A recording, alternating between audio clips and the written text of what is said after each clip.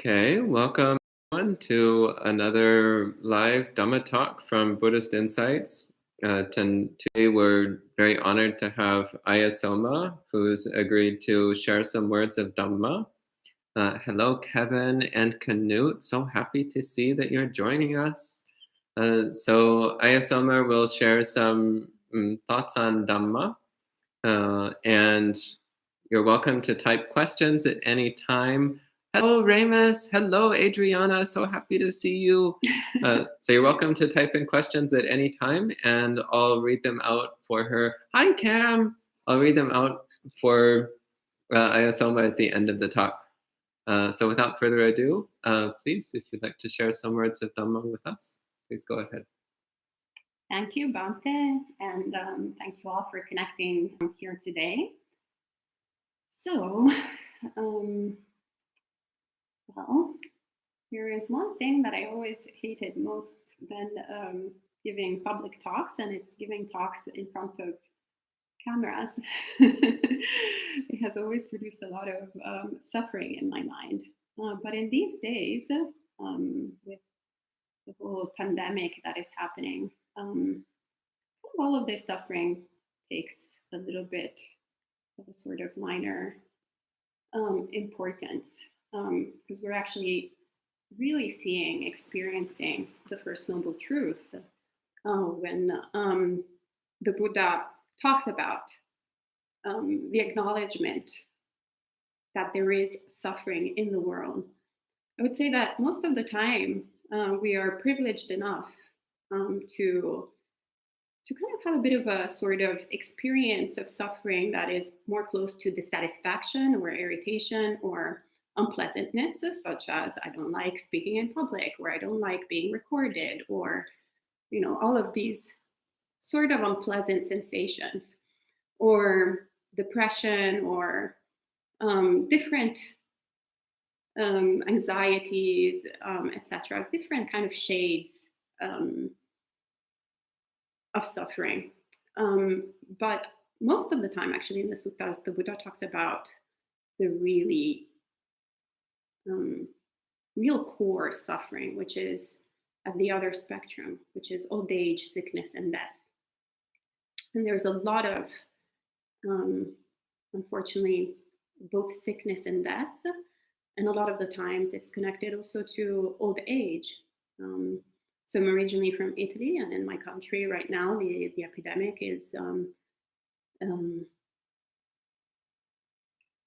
affecting many people. I'm sure you've all seen, if you followed a bit the news, you've all seen the really tragic pictures coming from Italy. And the amount of suffering there is really on the really like end of the spectrum, the really core suffering that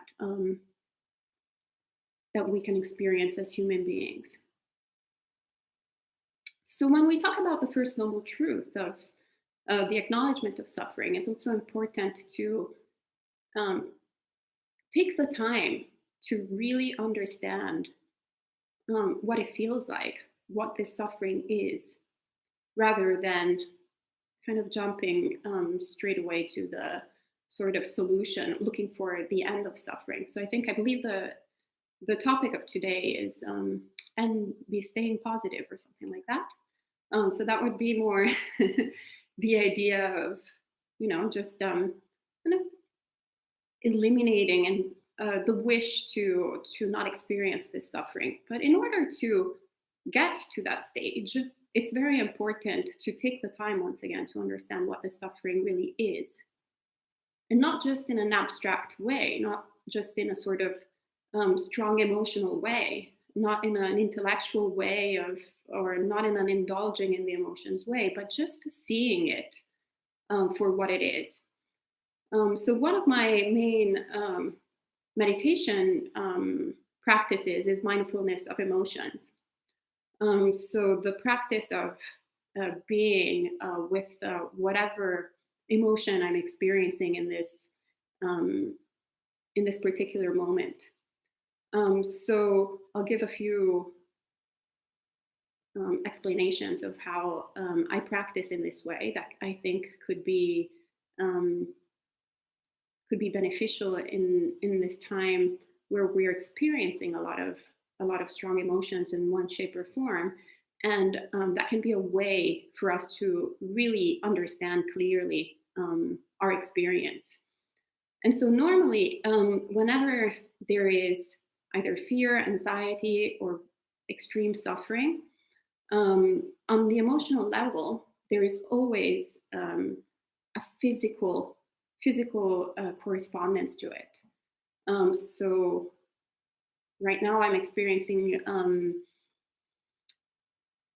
a lot of sadness, actually, for all the people who are suffering in the world, and also a bit of anxiety for my parents who are in Italy, and they're basically the statistic number one that can be affected by this virus, and have, less than happy destination. So there's that sort of, and I have two options here. Either the option of kind of starting to water and fuel all those feelings, all those sensations, and all those thoughts that fuel the emotion. So start thinking about all the different scenarios, reading the news and seeing how that could possibly be my experience of reality, and look how it's already making me even more emotional, increasing the suffering, or just dropping the storytelling and going, how does this emotion feel like? And usually the emotions feel in a certain way in this sort of part of the body, in the torso. Right now, it's also a little bit here in the jaw, so my jaw is a little bit shaky. And there's a kind of pressing sensation here in the chest. So what I normally do when I'm experiencing this, I close my eyes and I start meditating, which means that I point my attention, my focus on these physical sensations. I label them just for a second. So I go, okay, this is what sadness feels like. This is what anxiety feels like. And I drop the label and I just stay with the bare bones sensation. And as I stay with it, I start observing it. And I start becoming acquainted with it, learning from it, seeing it for what it's like.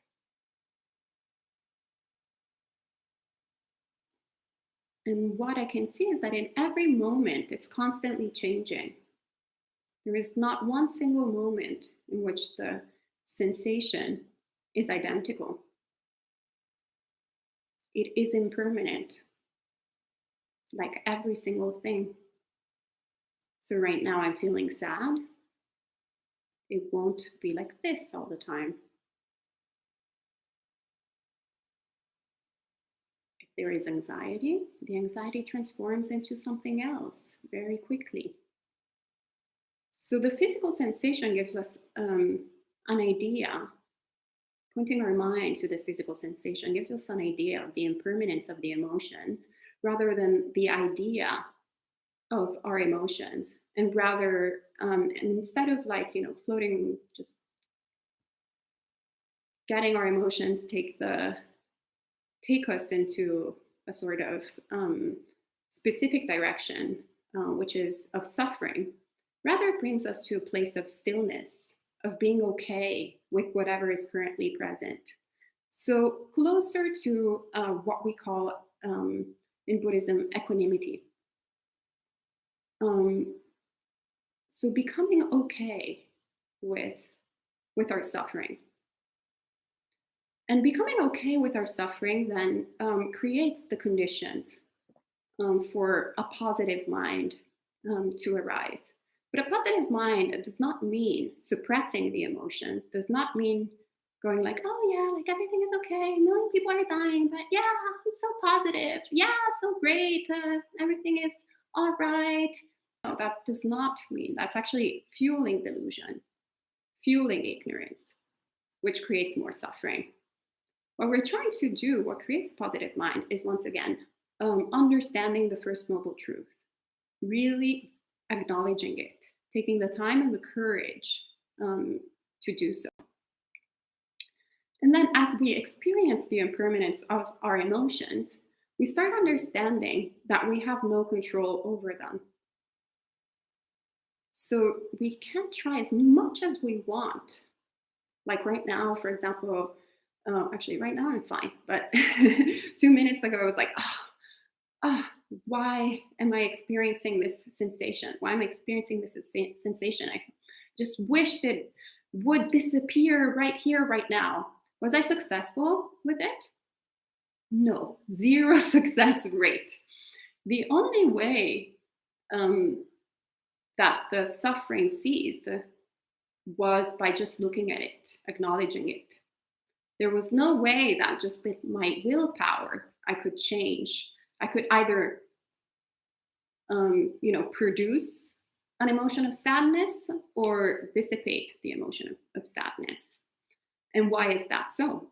Because it's not mine, it's not me, it's not who I am. So this is a pragmatic way to actually contemplate non-self, or at least I found it very helpful in my practice, and very helpful in these times of distress, where there's lots of once again lots of things that really produce a lot of strong emotions in us. So we cannot, as this Tibetan monastic Venerable Dreame said, that I really appreciated a couple of months ago when she came to teach with us here at Buddhist Insights. She said, you cannot control the consequences, but you can control the causes. So in every moment, whatever we're experiencing is the product of causes and conditions from the past. So the only thing that we can do is just observe it.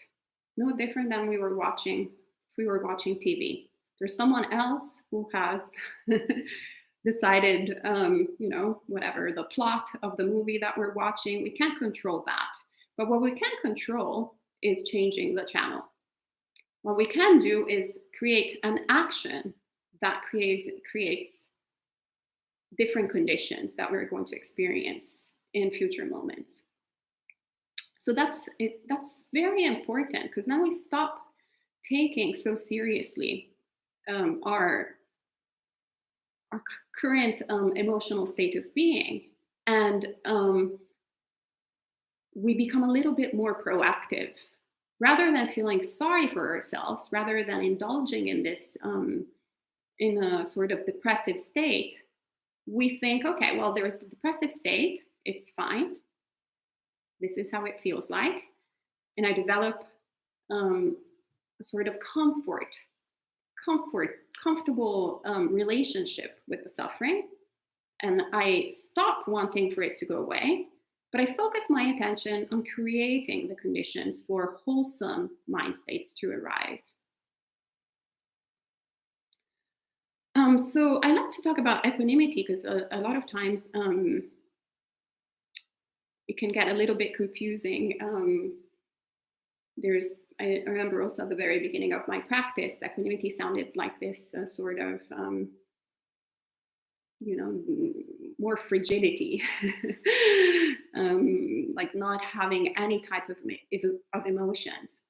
But rather, as my practice has matured, and it still is very much at the beginning, but still it feels like eons in comparison to how my mind was a few years ago. So my experience of developing a more equanimous mind is, it's kind of like basically learning how to walk on a rope. So as soon as we try to balance on a rope, we're kind of like falling either left or falling either right. So normally if we are trying to develop equanimity at the very beginning, in reality, we're falling either to extreme emotional distress, or we're falling into the other side, the other camp, which is extreme repression of the emotions. But learning to be balanced on this rope is equanimity. So not going too much on the left, not going too much to the right, but also understanding, like, kind of sort of being capable of being okay with the sort of uncertainty that you might be falling in in one way or the other. There's sort of no control over it, but being okay with it, just stepping on the rope, balancing. And once we get closer to a state of equanimity rather than a state of emotional distress, that's when the mind becomes clearer. The mind becomes proactive. The mind becomes a friend for ourselves and a friend for others, an understanding mind, a mind that is capable of acting for the benefit of others, rather than indulging in distress, rather than going, this situation is terrible, there's nothing that I can do. Is we reach a sort of balance of mind where we're like, well, perhaps there's not much that I can do, but what can I do? So this was very relevant to my experience, actually, in the past couple of days, where, as you all are watching, or at least I hope you are, you're all staying indoors, not going outside, for the benefit of yourselves and others. And there's a lot of time to spend online and read the news and become informed with all the different tragedies that people are experiencing. At the very beginning, there was a lot of distress happening in my mind, and this sense of hopelessness, of not being able to do anything. So I actually got updated with all the news. I hadn't read the news in such a like really deep way since I had started my Buddhist practice intensively. So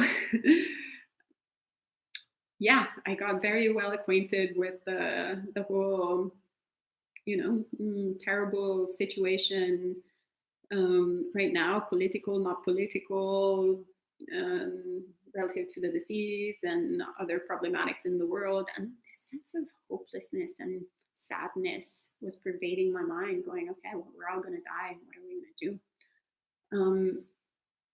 And then I was like, well, what can I do? How can I help my parents, for example? Is it actually helpful that when I speak to my parents, I start reprimanding them? Don't do that. Don't go out. Don't don't. Is that helpful? Is that beneficial? Or is that actually an opportunity for me to help out? So now it's been my practice. I took it as a practice to call them every single day and never tell them in a sort of authoritative way what to do or what not to do, but just be there for them, be there to listen to them, whether they are having, a difficult time, whether they're acting a little bit irresponsibly because they're both old, naughty Italians. My dad is a little naughty. He went on a walk today, and so he said he was alone in the park. I was like, be doing that, naughty. So I was like, okay, well, instead of yelling at him, why did you go to the park? Then I actually looked for a nice, fun little meme and sent him a play, like a word play in Italian that is about staying staying home. I don't know how to translate it in English, but fundamentally, it gives you the idea that if you don't stay home right now, you're going to stay home for the entire summer. So, but it's like the same word E state a casa se non state a casa. So that made him laugh and kind of got to a little bit better to the point than if I was there aggressively telling him to do one thing or the other.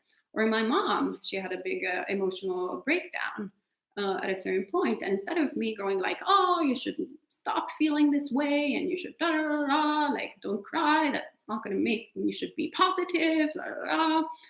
Instead, it was like, "Okay, yeah, of course, mom, it's a really bad situation.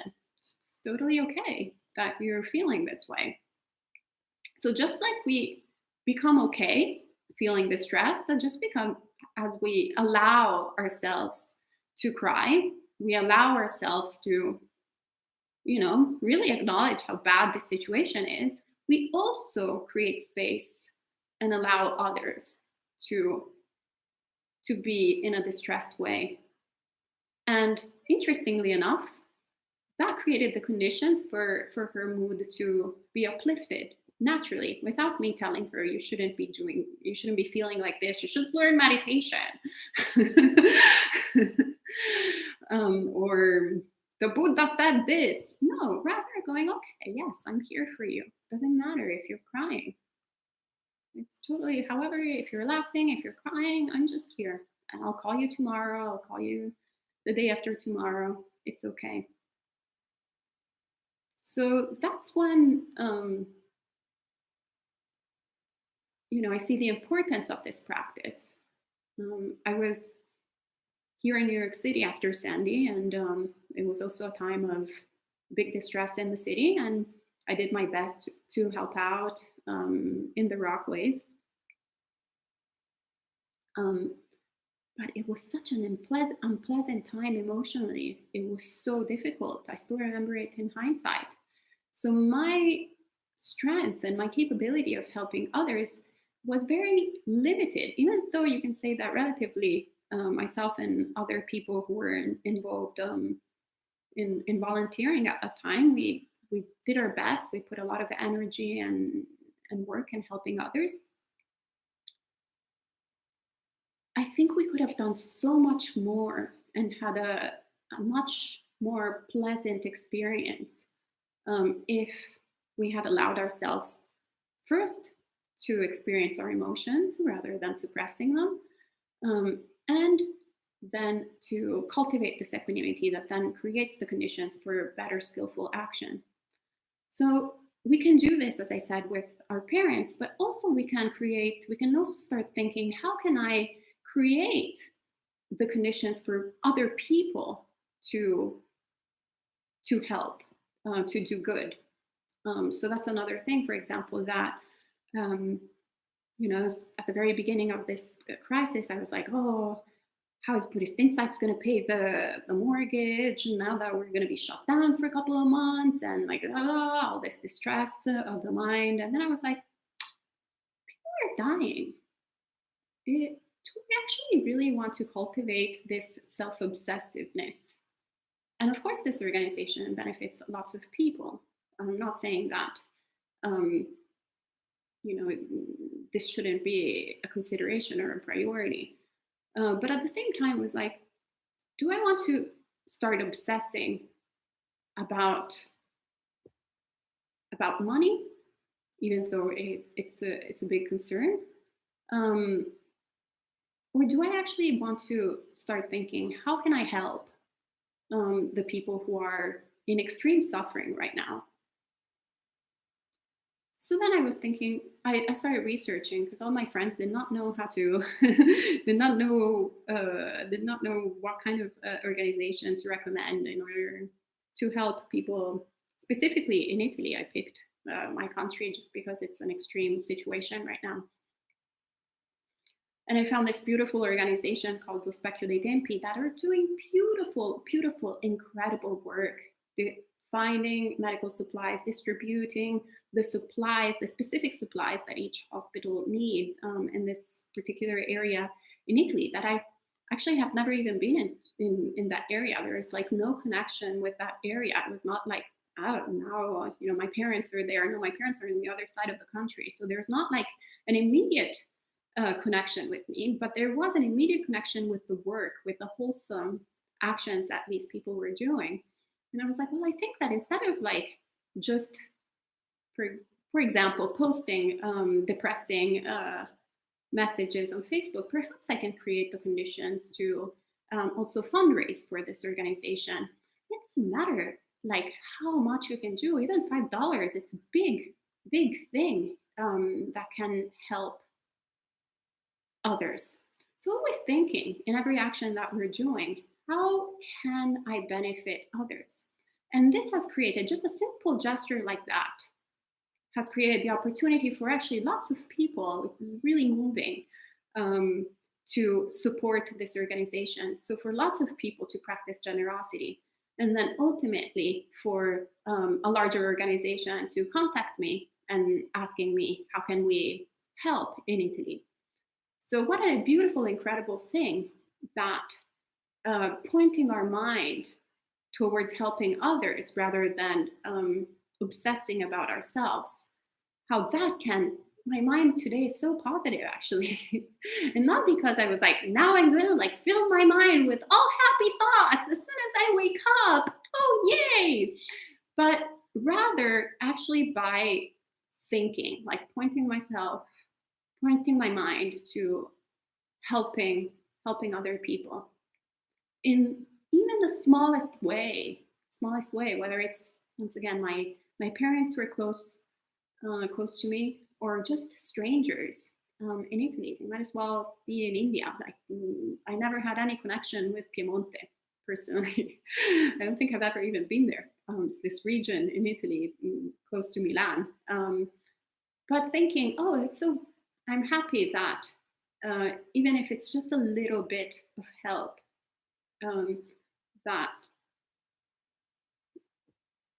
I was able to be part of a beneficial action, and that naturally brightens up the mind. So I think that's all I have to share about positive mind in, in times of pandemic, but I think we can kind of do that always, even when there is no times of pandemic. Hopefully that also the pandemics are impermanent, that's also great great thing to keep in mind. Everything is impermanent, also the bad things, not only the good things, but also the bad things. So the pandemic won't last forever, so that will also cease, but it's always a good practice to think. All right. Thank you, Ayyā. And so at this time, there's an opportunity to ask questions. So if anybody has any questions that they would like Ayyā Somā to answer. We see one here from Kevin. Kevin is asking, I understand the desire to want to keep informed, but isn't excessive news watching just more suffering and negativity? Yes, absolutely. Which is why actually I put it in the category of unskillful behavior that I indulged in. Because there is some, it's good. We want to, once again, it's the practice of equanimity there as well. We want to have a bit of an understanding of what's going on. Otherwise, we don't know who to help. If we just completely shut down from the information, I don't know. There is well, first of all, it also comes from a place of privilege. Excuse me. From privilege in the sense that you can afford to do that. You can afford not to, in this particular situation, until like actually you're the one who is sick, you're the one who is in some kind of trouble. So it's a sort of unwholesome dwelling in privilege, I would say, completely shutting down any type of information in a situation like this. So you want to have a balance of understanding what the problem is, and then at a certain point going, okay, so how can I help? What can I do? So going towards right action. So yeah, I'm human and unenlightened. I'm working on it, hence the the outfit. I'm committed to awakening. I'm committed to following the teachings of the Buddha, but I have strong habits. So the strong habit of feeling sorry for myself, or indulging in, in accumulating a lot of information, some useful, some not useful, is still present in my mind. So I went towards that path at the very beginning.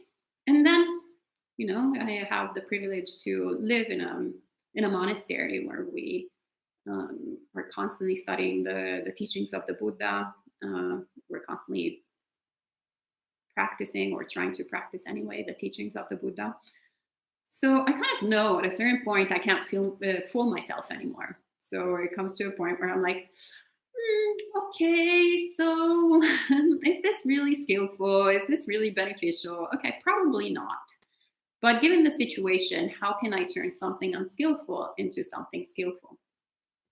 So that's when I think I decided to just see what was in the range of possibilities around me. I'm not in Italy right now. I don't have any degree in medicine, so I can't go in a hospital and help out. There are a few impediments of that sort. But what I can do is call my parents every day, be present with them. What I can do is share with my virtual friends some information on how to help, like create certain conditions. So I guess that would be my answer. And Preeti says, nice to see you, Ayyā. Can you speak to working with the tendency of the mind to numb and distract away from experiencing pain and suffering? Yes, absolutely.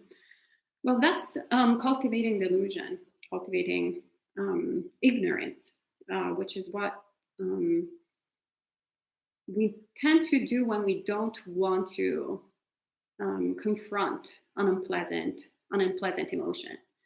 So out of ignorance, actually, the cause of all our suffering is ignorance fundamentally. So not wanting to see suffering to begin with, we have an aversion towards that particular emotion. Hence, it's very common, especially in this culture, I have to say, to pretend it's not there. But what that does is just creates a sort of pressure cooker. Fundamentally, we are, trying to keep it like, oh yeah, it's not boiling, it's fine, everything is okay, yes, and then obviously it's boiling and it's about to explode, and it will explode. So what we want to do is actually just lift the lid, look at whatever stuff is happening there. If it's a pile of feces, we look at the pile of feces and we become equanimous towards the stench of the feces.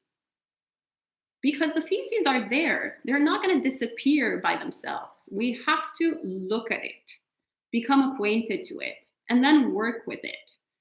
As Venerable Changzai, who is this amazing female monk from Taiwan, said, we have to actually create, have the guts to dive into the feces and get out of suffering.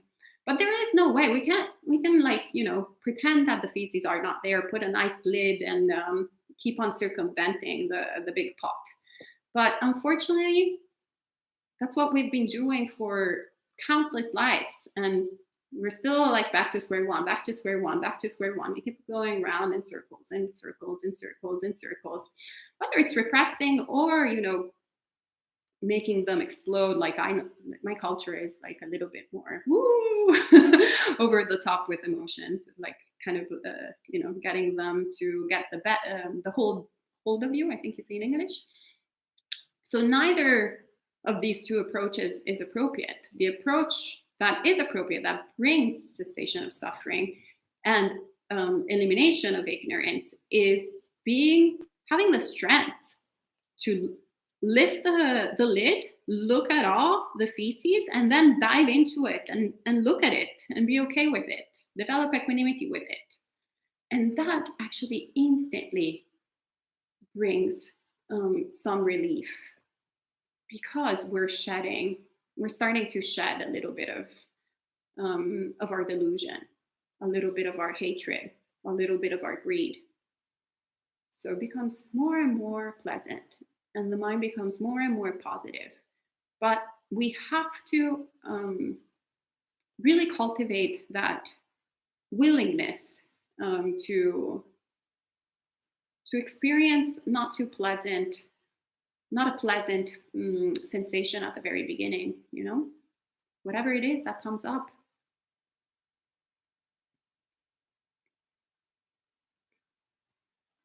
Okay, Yen says, thank you for your teaching. Yuri says, inspiring. Cam says, thank you, Ayyā, for sharing your wisdom. A quick question about noticing and observing bodily reactions. How long do we observe them? Sometimes they stay for a long time. Wonderful. If they stay for a long time, that's great, because you're cultivating both samadhi and vipassana. It's fantastic. It's like a blessing, it's kind of like physical pain. So with physical pain, I have to say I have a bit of a, actually these days significantly better, but at the very beginning of my practice, I really didn't want to look too much at physical pain. It was really unpleasant for me and not interesting. But the emotional pain was very, very interesting, which is why I started very much cultivating this type of practice. And then eventually the physical pain actually became part of my sort of mindfulness of emotions, because I was pointing my attention to my aversion towards the physical pain rather than just the physical pain. But fundamentally, the principle is the same. You notice the physical sensation and you point your mind towards it. So if it's there for a long, long time, it's a blessing, no different than the physical pain. I think in Burma, actually, they are sometimes like during the retreats, they're like, oh, when is the physical pain arriving? Like it's part of like a meditation retreat. Like you're encouraged to work and sit for hours and hours and hours and hours and hours for the strong like physical pain that seems like it's never going to leave your body. To kind of dwell with it and learn from it. So it's the same thing with emotional pain. It's just that it's of a different nature, because it's both physical. Obviously, there is the physical component, but then there's also a lot of emotional baggage connected to it. So especially during retreats, not in a time of pandemic necessarily, but in sort of regular times, what can happen is a lot of crazy stuff can appear in the mind that you have. Some you might know, some might be related to traumas from the past within this life, but some other things that can appear in the mind, you have no idea why your mind is producing those thoughts, those ideas, those sankharas, and their correlation, the correspondent, strong emotion that is a reaction to whatever thought and feeling appears. And that's when it's when it's there and doesn't seem like it's going away. It's an incredible blessing, because you can actually have a very long meditation session only on one point, but still notice how it's constantly changing in every second. No different actually than physical pain. When you point your attention towards physical pain, you think perhaps that it's just fixed here on the knee or whatever. But then you start noticing that actually in every moment there is like a tingling effect. It's like ding, ding, ding, ding, ding, ding, ding. It's just you're never paying attention to it. So you perceive it as something still. So it's the same wherever you point your attention to. It's constantly changing, it's impermanent, and ultimately it's not who you are. And then there's a number of thank yous. Belinda says, "Thank you, Ayyā. As usual, you said just what was needed at this moment." Um, then she asks, "My mind keeps going to, how long will this last? What will happen in June? I know there is no answer to it, but I'm obsessed. Having trouble staying in the present right now. What do you recommend?" Same thing. Labeling it. What is this? Uncertainty, fear. So now you know what uncertainty and fear are. Drop all the thinking, all the June, July, August, whatever it is, 2021, 2022. Drop that and start the meditation practice and go, okay, this is what uncertainty feels like. This is what fear feels like. You drop it, you learn from it, you see it. So what happens is the more you practice this way, this has been my experience anyway, is that then when you're not in sort of formal meditation, when you go about your day and your mind starts getting, pulled in this direction of like, oh, what's going to happen? Is Buddhist Insights going to be able to pay the mortgage? Or are we going to collapse? Oh, it's such a pity. 3 months, then we've only been in this place 3 months. Da, da, da. Blah, blah, blah, blah, blah, blah, blah. Then you're like, oh, it's my little friend of like uncertainty and fear of the future. Oh, okay. Hello. Yeah. Oh, hi. Okay. Bye. So then, once again, you start, it creates some space, some room for setting your priorities. Is your priority right now to kind of plan and think and get anxious about what's happening in June? We might all be dead like tomorrow. So what is the priority? Like being with, I know you have a beautiful family. So caring for all the people around you, caring for your students. I know you're a teacher, so I believe you're doing also online teaching. So focusing on the present, how can you be of benefit to others? And by obsessing about the future that we have no idea, we're not being of benefit to anyone. It's just something we can't control. It's unpredictable. All we can do, though, is be okay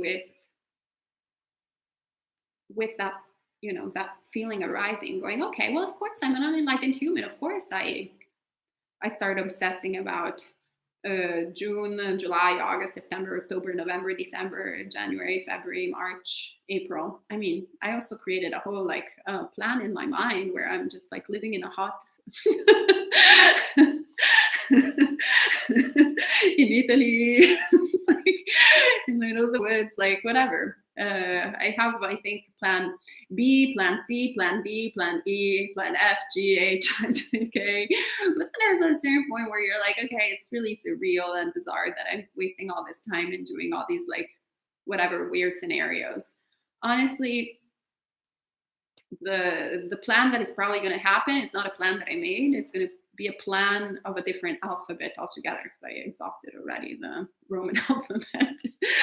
So you drop that and you just think, okay,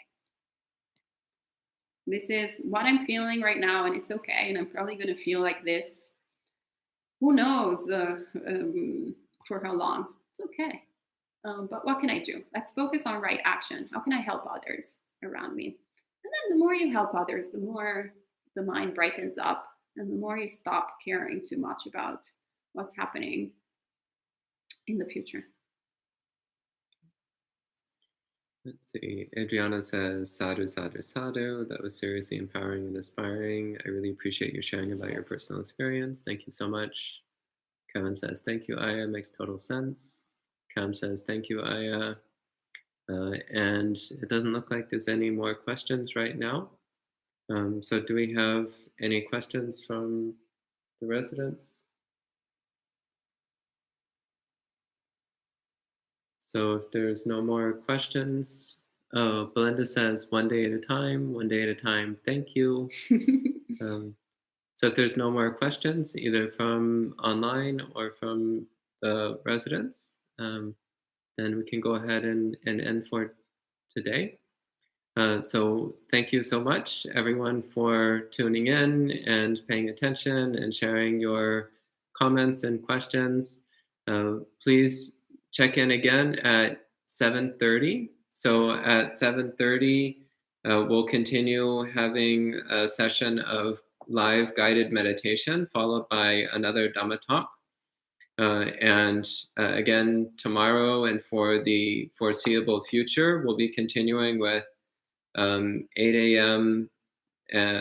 Dharma and 7:30 p.m. meditation and Dharma. Tomorrow, in particular, we'll also be giving instructions for a stay-at-home intensive Vipassana day-long retreat.